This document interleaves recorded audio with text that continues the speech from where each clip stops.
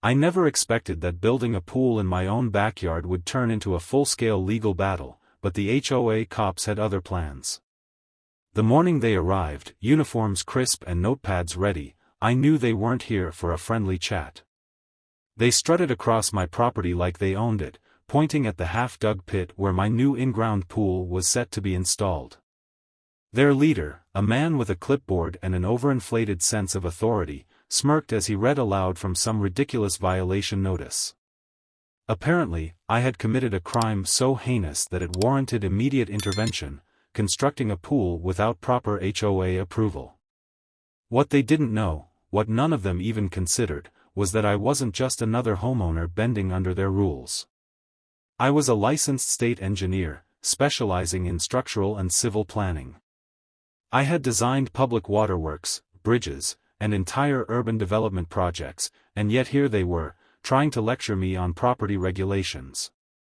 I had followed every legal requirement to the letter, obtained every county permit, and yet these self-proclaimed enforcers of neighborhood integrity had decided I was a criminal in my own home. As they handed me a citation and threatened further legal action, I only smiled. They had no idea what was coming. I had been living under this HOA's oppressive rule for 5 years, watching as they enforced nonsense regulations with ruthless inconsistency. The president, a woman named Linda Graves, wielded power like a dictator, imposing fines over mailbox designs, lawn decorations, and even the color of people's curtains. I had seen her force a retired veteran down the street to repaint his house 3 times in a year because she claimed the shades weren't community appropriate. And now, she had set her sights on me. The only problem? I was not someone she could push around. My pool project had been in the works for months. I had submitted my paperwork to the county, gotten everything approved, and even ensured compliance with environmental standards. The HOA, however, refused to acknowledge anything beyond their own rulebook, a document so vague and contradictory that it might as well have been written in disappearing ink. According to them, any major structural changes required explicit HOA board approval, except, conveniently, they never actually approved anything they didn't personally like. When I asked why my request had been denied despite full compliance with all legal and zoning laws, I got nothing but silence. Linda's rejection was personal, and I knew it. I stood on my porch that morning, watching as the so-called HOA cops snapped photos of my backyard, their smug expressions making it clear they thought they had already won. They issued their warnings, threatened hefty fines, and even suggested that legal action was imminent if I didn't immediately halt construction. But they had made a fatal mistake. They had assumed I was like everyone else in this neighborhood, someone who would cower, apologize, and submit. They thought their power was absolute. They didn't know that I had been planning for this moment. That I had already gathered records of their selective enforcement, their blatant disregard for actual county regulations, and their countless abuses of power. As they strutted away, no doubt patting themselves on the back for keeping the community safe, I simply walked inside and made a few calls. They had just started a war they weren't prepared to fight. I spent the rest of the day reviewing every document I had, ensuring I was ready for what was coming next. My permits were rock solid, signed and sealed by the city's highest officials. The county inspector had already visited twice, giving his approval both times. My blueprints were flawless, backed by state engineering laws that overruled any flimsy HOA regulations. But I wasn't just going to defend myself, I was going to expose them. Every single unfair fine, every biased decision, every moment of abuse they had inflicted on this neighborhood. I had evidence, and more importantly, I had the expertise to dismantle their entire argument with facts they couldn't refute. They thought I was just another homeowner they could intimidate into submission. What they didn't realize was that they had just picked a fight with someone who knew exactly how to tear them apart, legally, structurally, and publicly. By the time night fell, my plan was already in motion. I had sent out a few emails, made a few strategic calls, and gathered enough legal backing to ensure that whatever move the HOA made next, they would regret it. Because this wasn't just about a pool anymore. This was about showing them that they weren't untouchable. They had ruled this neighborhood with an iron fist for too long, crushing anyone who dared challenge them. But now, they had finally gone too far. They had crossed the wrong person, and soon enough, they were going to learn that the laws they twisted and manipulated weren't on their side this time. I had the knowledge, I had the resources, and most importantly, I had nothing to lose. The game had begun, and they didn't even realize they were already losing. The next morning, I woke up to find a bright red violation notice taped to my front door, its bold letters practically screaming at me. Cease all construction immediately. HOA approval pending. Failure to comply will result in escalating fines and possible legal action. I almost laughed at the audacity. They were doubling down, convinced that I would fold under their pressure. They had no idea that I had already escalated the matter far beyond their control. Before stepping outside, I checked my emails and saw exactly what I had expected, a formal response from the city's zoning office, reiterating that my permits were fully valid and that the HOA had no legal authority to override them. I forwarded that email to my lawyer, along with every documented instance of the HOA's previous abuses. By the time I walked onto my porch, coffee in hand, I could already hear the whispers of my neighbors. Linda Graves and her crew had wasted no time spreading their narrative. The pool wasn't just a violation, it was a danger, an unauthorized hazard to the community, a reckless project that could devalue property prices. I could almost picture Linda pacing in her home, crafting the perfect speech to turn my neighbors against me. But she didn't realize that fear only worked on people who didn't know their rights. I knew mine better than anyone, and I was about to make sure that everyone else knew them too. By noon, the first wave of intimidation had begun. HOA members took turns loitering near my property, not speaking, just watching. A few even walked over under the guise of friendly concern, pretending they just wanted to understand why I would defy the HOA's authority. I entertained their questions with a polite smile, explaining in meticulous detail the laws they clearly hadn't bothered to read. I outlined the legal precedent, the county's jurisdiction over structural projects, and the HOA's lack of power to interfere. Their forced smiles faltered as I went on, realizing they weren't speaking to just another homeowner but someone who could dismantle their entire argument with a few well-placed facts. When one of them muttered something about community standards and neighborhood harmony, I simply gestured toward the perfectly maintained properties around us, each one following proper zoning laws, each one built without unnecessary HOA interference. They had no response. They never did when confronted with actual knowledge. Linda was nowhere to be seen, but I knew she was preparing something bigger. She was never the type to let things go, not when she had spent years ruling this community like her personal kingdom.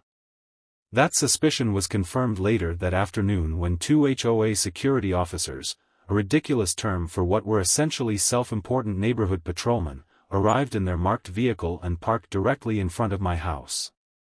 One of them, a stocky man with an overinflated sense of authority, stepped out with a clipboard and a smug expression. He knocked on my door, not just once, but 3 times in rapid succession, the kind of knock that screamed power trip. I opened the door and waited, letting him enjoy his moment of imagined superiority. Then he cleared his throat and informed me that the HOA had issued an official cease and desist order.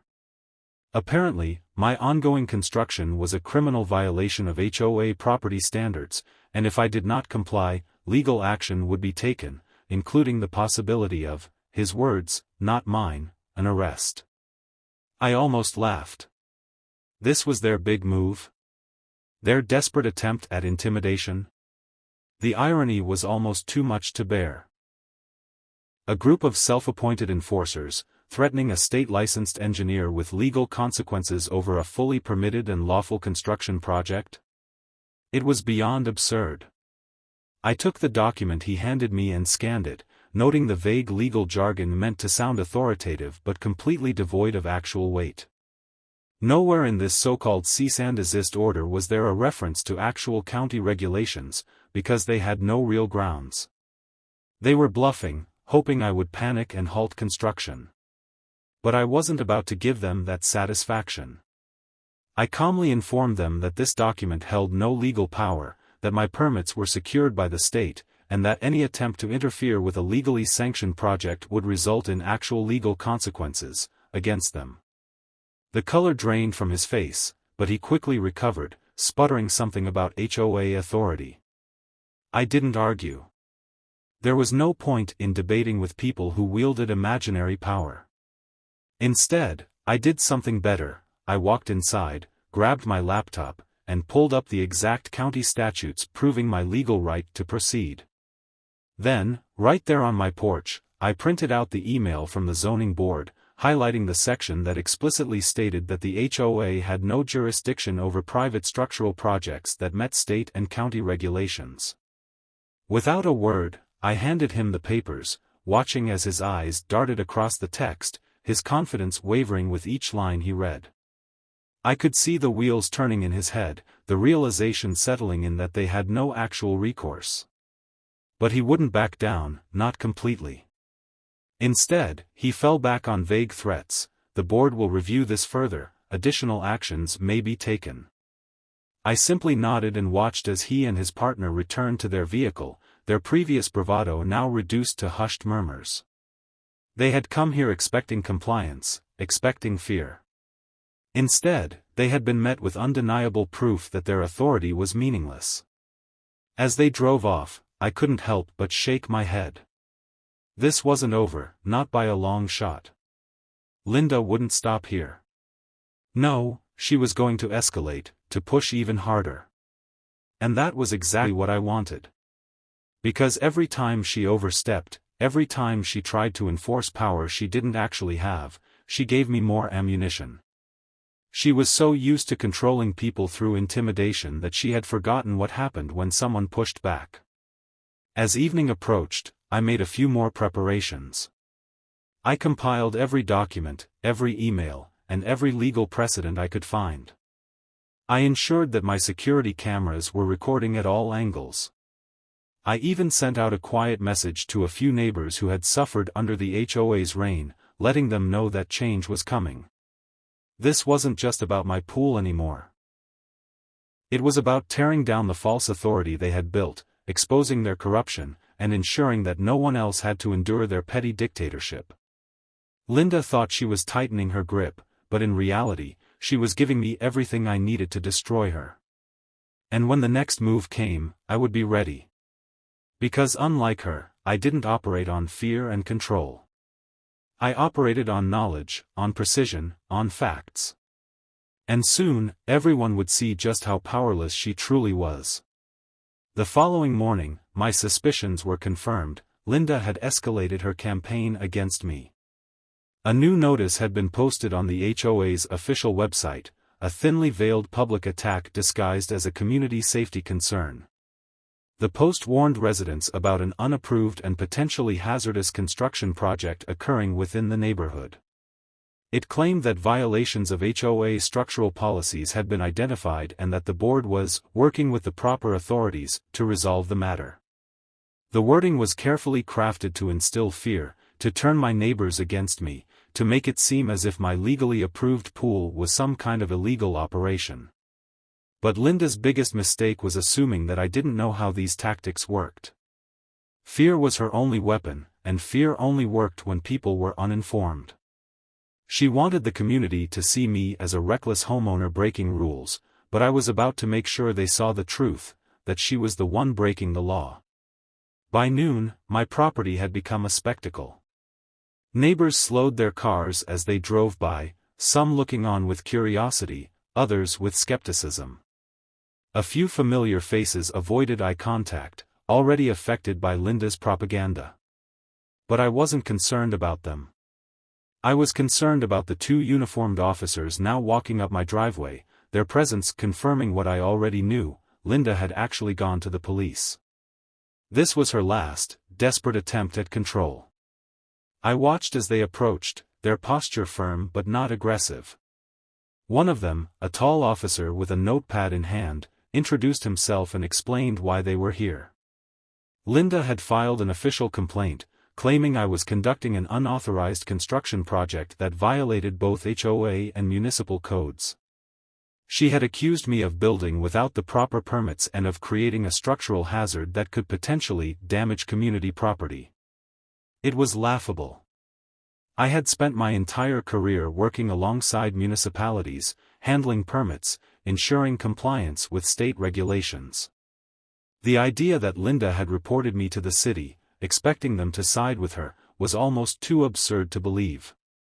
But it also showed her desperation. She had nothing left but to throw baseless accusations at the wall and hope something stuck. I calmly informed the officers that I was fully compliant with all local and state laws. Without hesitation, I retrieved my documents. Certified permits, approval letters from the zoning board, and signed inspection records. The officers took their time reviewing them, their expressions shifting from neutrality to mild annoyance. They knew what was happening. They had seen cases like this before, power-hungry HOA boards overstepping their boundaries, using the police as a tool of intimidation. After several minutes, the officer with the notepad sighed and closed the folder, glancing at his partner before speaking. Linda had wasted their time. There was no violation, no illegal activity, no justification for their presence. They had no authority to enforce HOA policies, especially when county laws overruled them. But Linda had insisted they come, and so they had, only to find that the person she had accused was not just compliant, but more knowledgeable about the law than she was. As the officers wrapped up their visit, I saw movement in the distance, Linda standing on her front porch, watching, waiting. She had expected a different outcome, had imagined me panicking, scrambling for an explanation, maybe even receiving a fine or a warning. Instead, she was witnessing her plan backfire.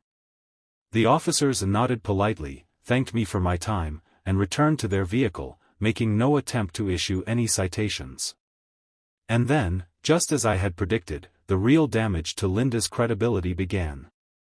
Neighbors who had been skeptical now whispered among themselves, realizing that if law enforcement had come and done nothing, then perhaps the HOA's claims were exaggerated, or outright false. Some people still hesitated, unwilling to openly question Linda's authority, but the cracks had formed, and that was all I needed. Once people started to doubt her, once they began to see the pattern of overreach, the entire illusion of HOA power would begin to crumble. That evening, another surprise awaited me. A formal letter from Linda herself, slipped under my door, no doubt in a last-ditch effort to save face. The language was polished, professional, even apologetic on the surface, but underneath, it was a thinly veiled attempt at reasserting control. She acknowledged that the HOA had been misinformed about my permits and stated that while the board now recognized my legal right to build, they still encouraged compliance with HOA guidelines. It was her way of retreating without admitting defeat, of trying to save what little authority she had left. But it was too late. The damage was done. Her attempt to turn the community against me had failed, and worse, she had exposed her own tactics for everyone to see. I didn't respond to the letter. I didn't need to. The next step was already in motion. While Linda had been busy waging her personal war against me, I had been gathering something far more powerful: witnesses. Over the past few days, I had spoken with multiple homeowners who had suffered under the HOA's selective enforcement, their fines, their unreasonable restrictions. I had documented everything. Dates, amounts, specific incidents where Linda had enforced rules on some but ignored them for others. I had proof that the HOA's own officers had violated the very guidelines they imposed. Now, with my own situation shining a public spotlight on their tactics, I was ready to take it even further. I wasn't just going to win against Linda. I was going to expose the HOA's entire operation, and when I was done, they wouldn't just lose the battle over my pool, they would lose their grip over this entire neighborhood. The real fight was about to begin. Linda thought she had the upper hand, that she could wield fear as a weapon to silence anyone who opposed her. But fear was only effective when people didn't realize they had power. And now, thanks to her own overreach, people were starting to see the truth. I had the law, the evidence, and most importantly, the will to see this through to the end. Linda had no idea what was coming, but she would soon learn that her reign over this neighborhood was on borrowed time. And when the time came to dismantle her authority completely, I would make sure she had no way to recover. The next morning, a new development confirmed what I had anticipated: Linda wasn't done fighting. The HOA had just issued an emergency meeting notice, citing ongoing community concerns regarding property regulations and safety violations. It was clear this was about me, another attempt to justify their actions under the guise of protecting the neighborhood. The meeting was set for that evening at the community center, a calculated move meant to give Linda the largest possible audience. She needed the support of the residents now more than ever, and this was her way of regaining control. But what she didn't realize was that I had already anticipated this move. She thought she was calling the shots, that she was gathering the troops to force me into submission, but in reality, she was walking straight into a disaster of her own making. By midday, I had finished compiling everything I needed.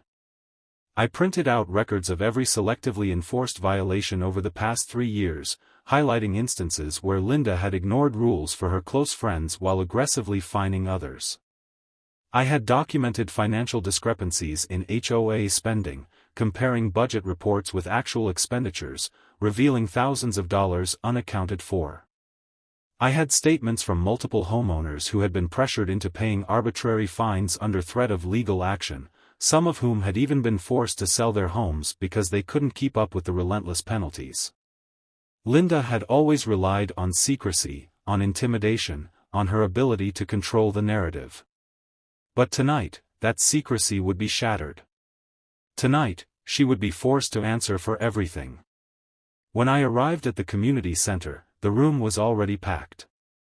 The tension was thick, conversations hushed, glances shifting between Linda and me as people settled into their seats. The usual HOA loyalists sat in the front rows, their expressions stiff with forced confidence, while others, the ones who had been on the receiving end of the HOA's excessive control, lingered near the back, wary but watching. Linda stood at the front of the room, her usual polished demeanor in place, but there was something different this time, a slight stiffness in her posture, a flicker of unease in her eyes. She knew this wouldn't be like the other meetings where she dictated the rules without resistance. She knew I had disrupted the carefully constructed power structure she had maintained for years, and now, she was fighting to keep it intact. She opened the meeting with a speech about community standards, painting the HOA as a force of order against reckless property modifications that could jeopardize a neighborhood value. She avoided naming me directly, but everyone knew exactly who she was referring to. She presented her case with the same calculated authority she had always used, projecting confidence, framing the HOA's actions as necessary, as justified. But her problem wasn't her delivery. It was the fact that this time, people weren't just listening. They were watching. Watching me as I calmly sifted through my documents. Watching the unease flicker across Linda's face as she realized that I wasn't reacting, wasn't panicking. Watching as the usual spell of authority she cast over these meetings started to waver. And then, just as she began transitioning into her usual process of controlling the discussion, I stood. The room fell silent as I walked toward the front, my papers in hand. Linda's eyes narrowed, her fingers tightening on the podium as if she could hold her power in place by sheer force of will. But there was nothing she could do now. I laid my documents down on the table in front of me, methodically, deliberately, before turning to face the room. I didn't raise my voice, didn't resort to dramatics. I simply laid out the facts. I started with the financial reports, detailing the inconsistencies, the thousands of dollars collected under questionable fines with no clear record of where that money had gone. I moved on to the selective enforcement of rules, citing specific cases, presenting photographic evidence of violations ignored for certain residents while others were fined repeatedly for the smallest infractions. Then I presented my own case, the legal permits, the county approvals, the statements from zoning officials confirming that the HOA had no authority to halt my construction. And finally, I revealed the most damning piece of evidence, emails from former HOA members who had resigned under pressure, exposing the behind-the-scenes manipulation Linda had engaged in to maintain her grip on power.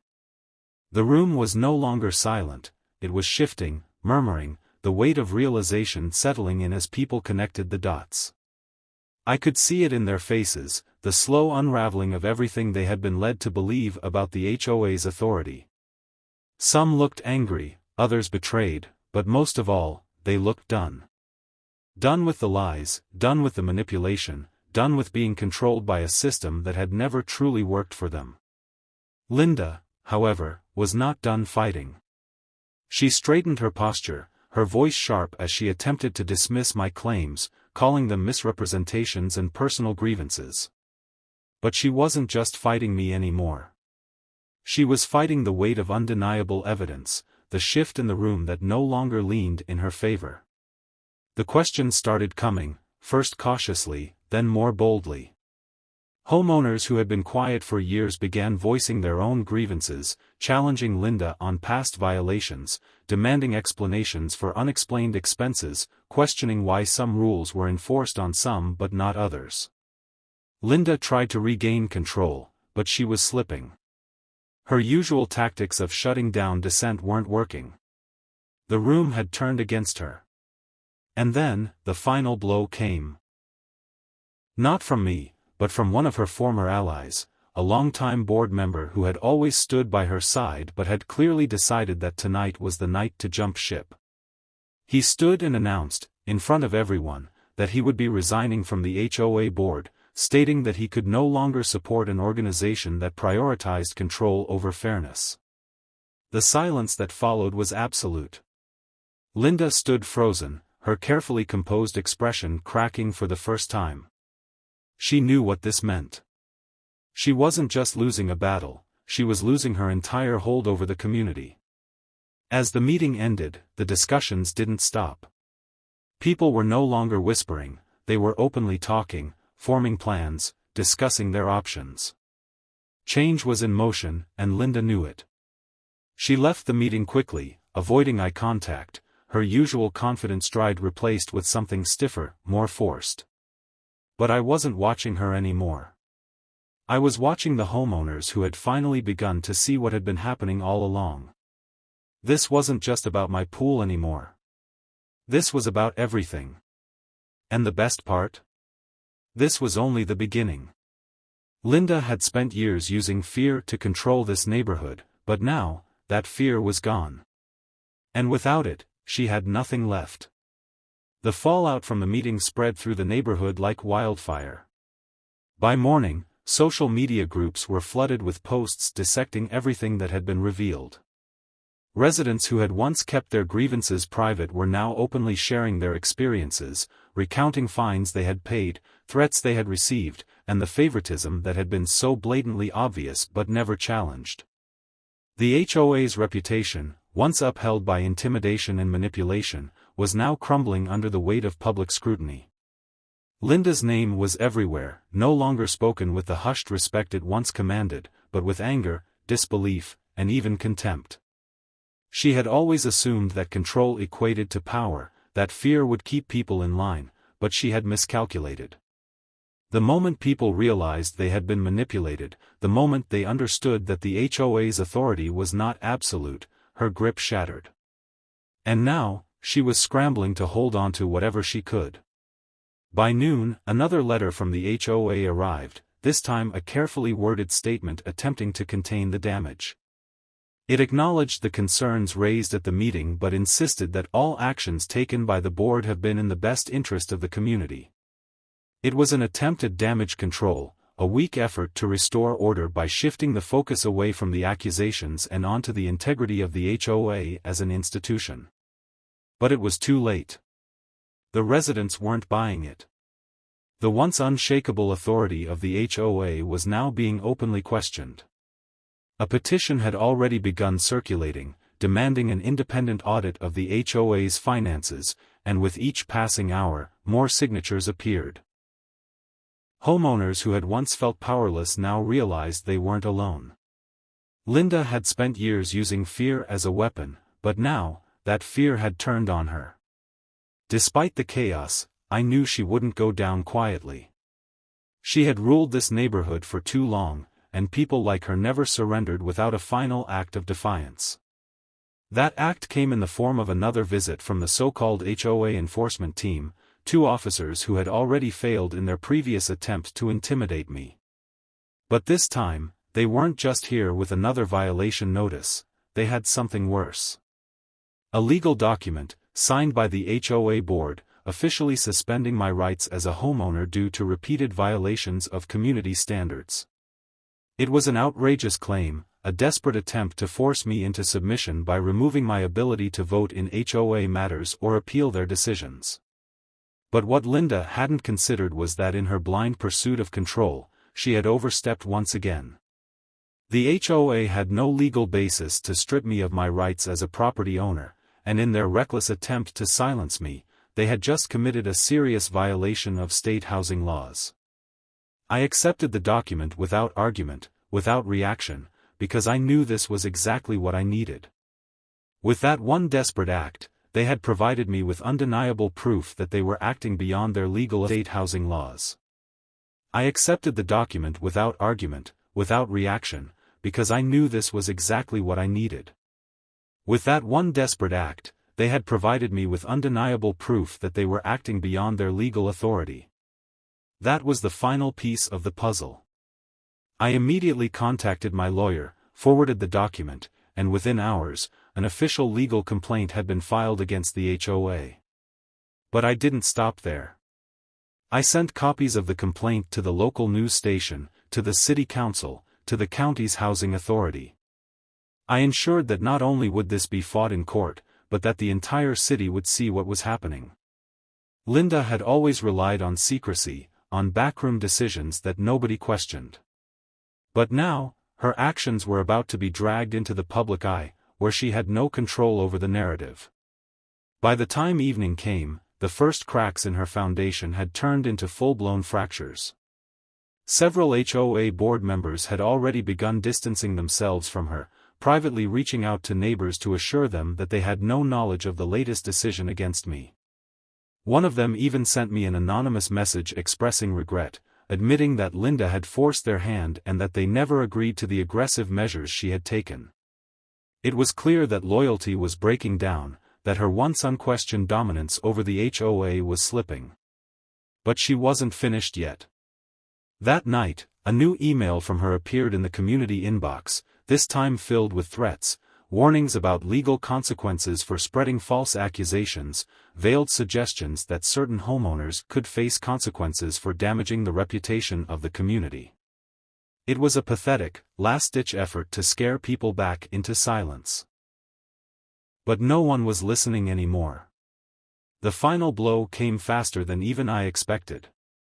The next morning, a letter from the city's housing authority was delivered to every home in the neighborhood, confirming that an investigation had been opened into the HOA's activities, including misuse of funds, selective enforcement of rules, and illegal attempts to revoke homeowner rights. That was the moment the tide fully turned. The residents who had once remained neutral, afraid to pick sides, now saw the truth with undeniable clarity. The HOA wasn't protecting the community, it was exploiting it. And at the center of it all was Linda, who had spent years convincing everyone that she was untouchable. But now, with an official investigation looming over her, with her own board members abandoning her, she was finally beginning to realize the truth. Her time was up. That evening, as I watched from my porch, I saw the first true sign that she knew she had lost. Linda's SUV sat idling in her driveway, her phone pressed to her ear, her usual commanding expression replaced with something tighter, more desperate. I knew what was happening. She was calling her allies, trying to find a way out, trying to salvage what little control she had left. But there was no escape from this. She had pushed too far, broken too many rules, made too many enemies. And now, she was trapped in the same system she had created. For years, she had used the HOA as a weapon to punish those who defied her. Now, that weapon was turning against her. And soon, she would finally feel what it was like to have no power at all. The storm Linda had tried so desperately to contain had broken loose, and there was no stopping it now. The following morning, homeowners who had long endured the HOA's overreach were finally speaking out, no longer afraid of the repercussions that once seemed inevitable. The petition demanding a full audit of HOA finances had gained more than enough signatures to be formally submitted to the City Council, ensuring that every misappropriated dollar, every unjustified fine, and every instance of selective enforcement would be reviewed by an entity beyond Linda's control. The community message boards, once carefully moderated to suppress dissent, were now overflowing with posts exposing years of intimidation, arbitrary fines, and favoritism that had benefited Linda and her closest allies. Homeowners who had once paid their violations without question were now demanding refunds, questioning the legitimacy of rules that had only ever served to maintain Linda's control. It was happening faster than even I had anticipated, the complete collapse of her authority, the unraveling of the false power she had spent years building.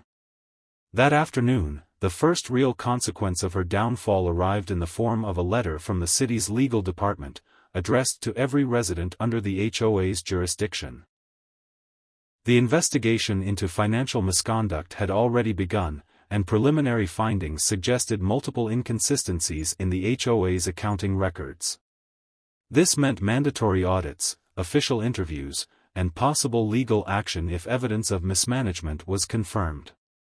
But even before the legal consequences could fully materialize, the social fallout was already eroding whatever remained of Linda's influence.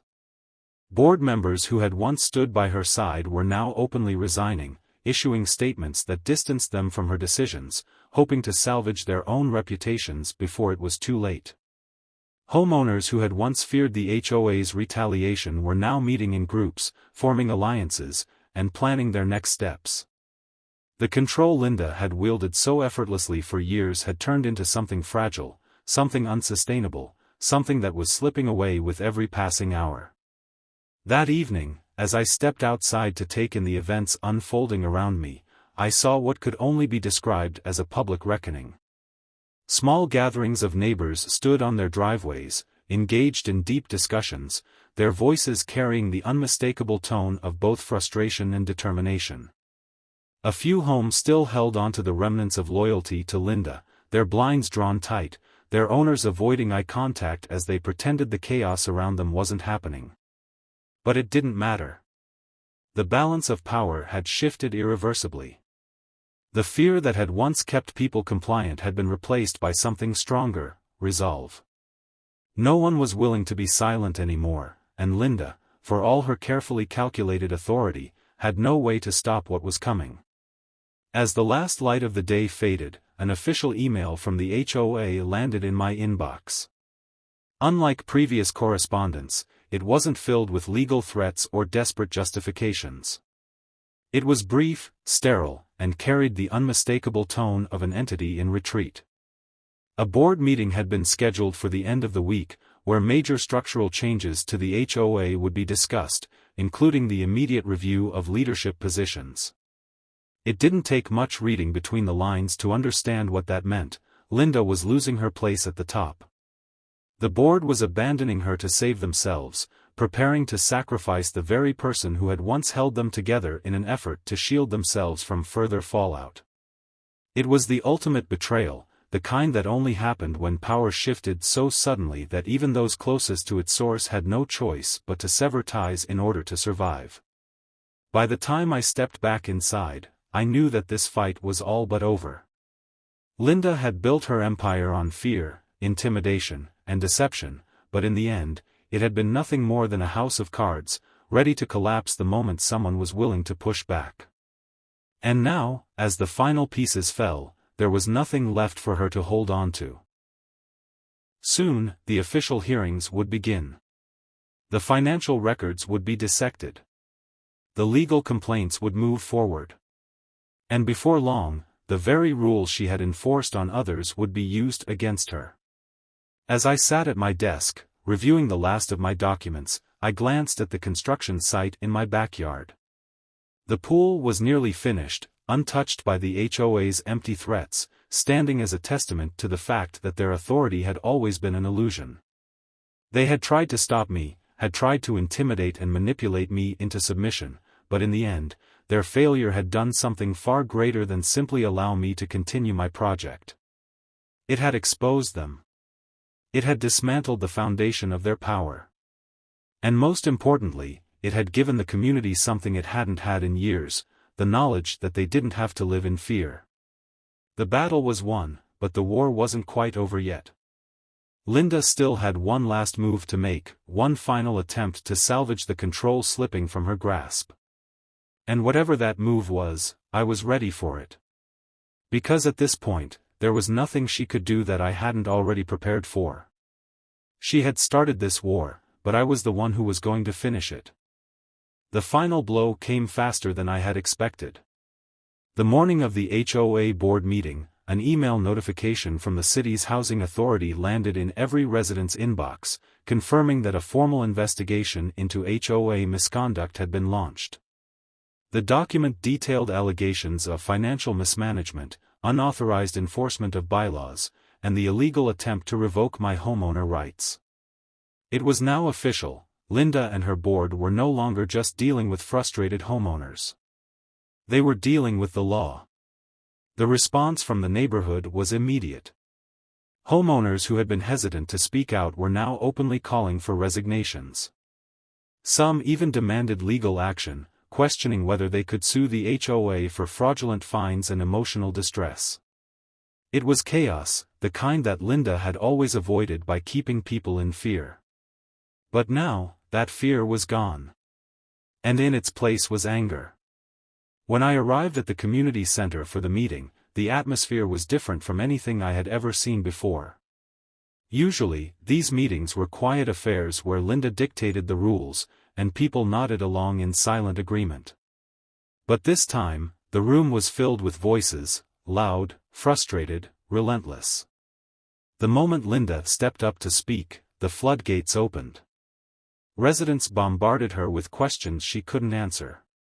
They demanded explanations for the missing HOA funds, the arbitrary fines, the targeting of specific homeowners while her friends were allowed to violate rules freely.